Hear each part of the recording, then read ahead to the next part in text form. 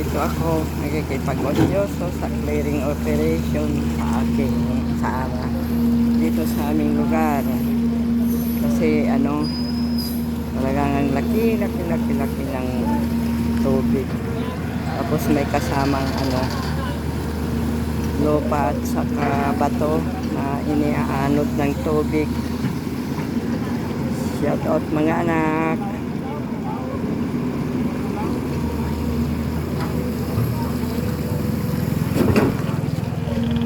Ito yung kalsada na tumatakbuhan ng tubig pag nasira yung tambak doon.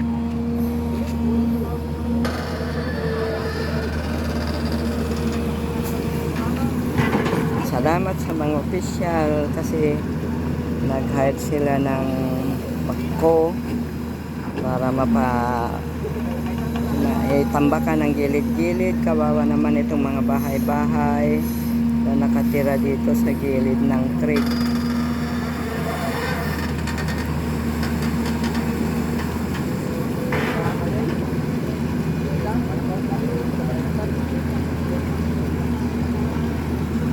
Shout out mga anak.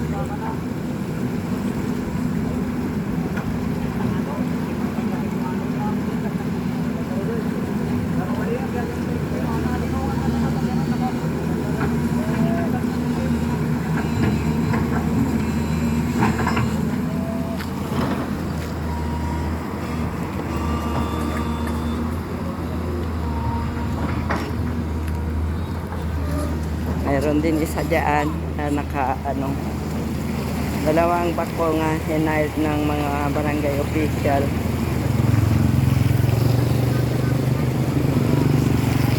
Sana masolusyonan ang problemang ito kasi doon daw sa bundok na pinanggagalingan ng tubig ay talagang nag-landslide daw ito talaga.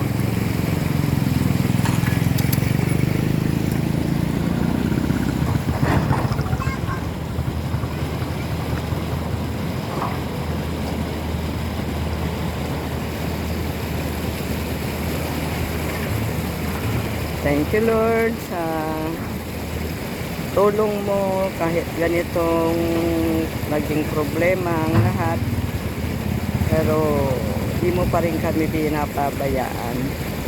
Thank you Lord.